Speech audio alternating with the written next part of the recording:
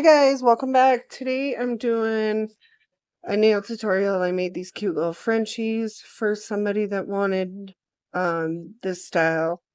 Um and first I did a base of the double rhythm, and it's A1436, and I did 2 coats of this. I didn't necessarily show both coats on camera because it would be repetitive. The first 2 nails I already did already. I don't know why it didn't record it. And sorry about the zooming in and zooming out. That's just what this camera does. So I do 1 coat on each nail of this, and then I cure it. I like the stands that is not like together. I like to be able to pick it up and do one at a time. It's just easier for me.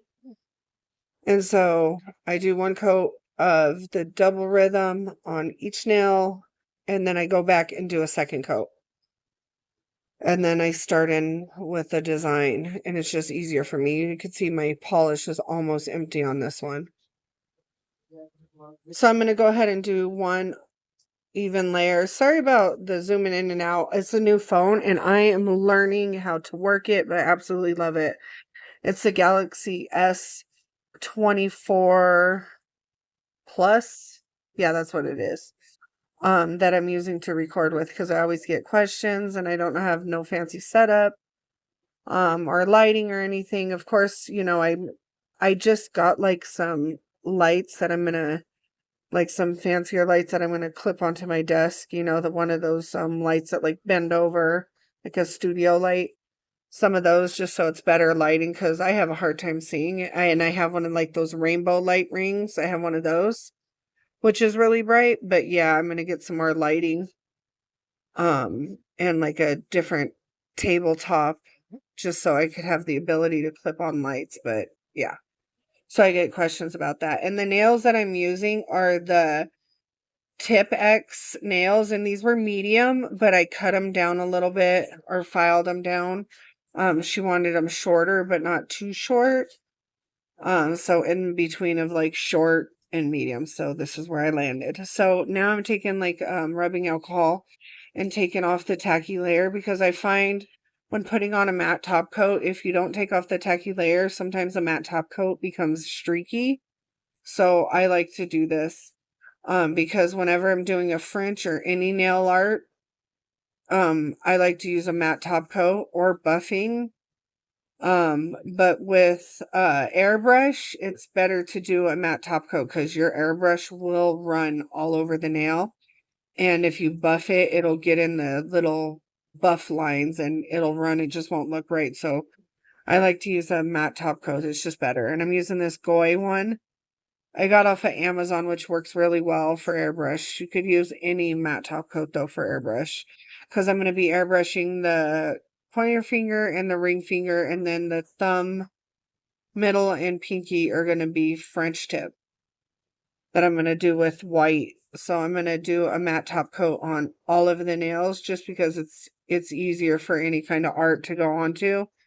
Otherwise, your gel polish will slide all over the place. You'll find you're chasing it around with the French or whatever art you're doing. If you're using regular gel polish, it'll be everywhere.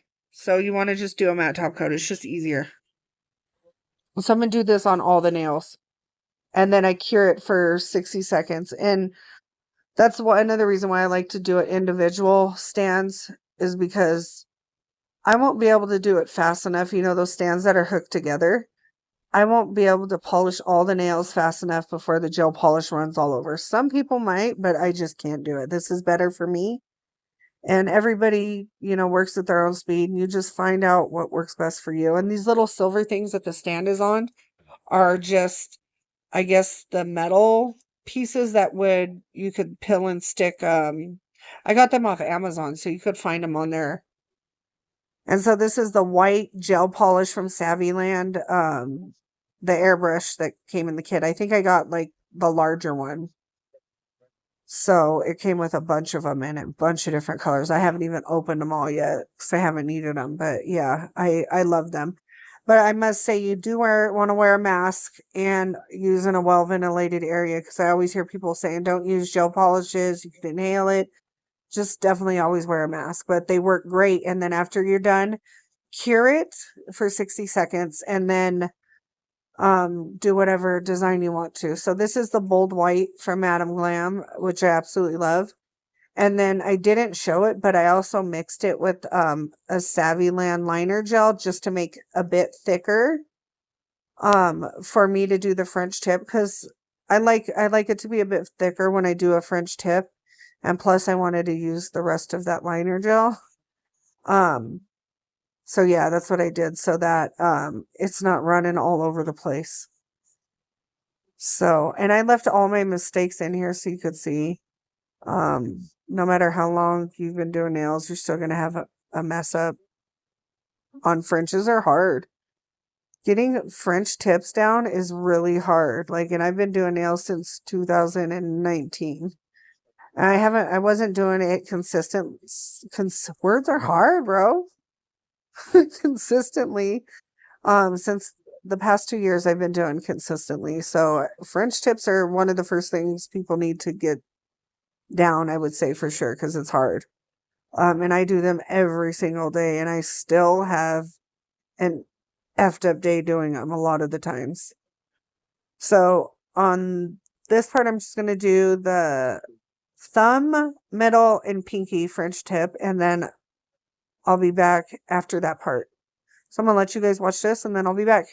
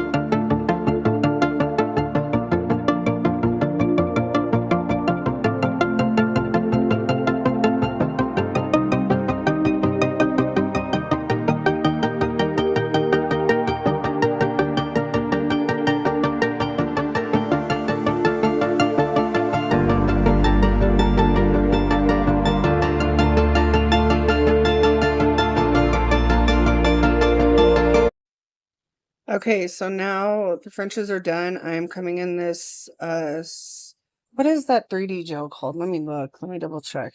Because I got it off of Amazon and it's Supwee. It's that off-white um molding gel, and it doesn't stick to your gloves. And they have it in all kinds of colors. They also have a clear one in a tube, which I have. And that one's good too. So first I'm putting like these clear diamonds in the corner because I'm gonna do the leaves in that corner with that color. And then the diamonds in the corner just like that nail, or like on the side of the nail. It's gonna be like in the shape of a flower, and then I'm gonna do the flower around the outer parts of the flower that I made. So I'm gonna make the inner parts of the diamond a flower, and then the outer part of the petals a flower as well, like I just showed you on that finger. So I'm gonna use like the bigger diamond. Sorry if you could hear my kid screaming. He's playing the VR headset, and that's what he does because I have kids. They scream. So there's that. So I'm doing that, and then I'm going to do it a flash cure with my lamp. I don't put it in my full cure lamp because that will just take forever. But when I'm done with the 3D art, I do put a full cure in before I go in, like with a top coat. I do like a 60-second cure with it. So see how I'm creating like a little flower, and then I'll just go in with my 3D petals and make a flower on the outside as well. So I do a quick little flash cure, and then I'll do my 3D petals. It's just quicker and faster. It doesn't need a full cure. So right here, I'm rolling out my 3D gel into little balls. The first finger, I think it's the pointer finger, I'm trying to make the balls even, because those don't need to be like bigger or smaller. But on the second finger, the two outer petals need to be a little bit bigger. It's hard to get the petals even, and you won't. If you think they're small enough, they're not. Make them smaller. Because once you get them on the nail, it's going to be too big.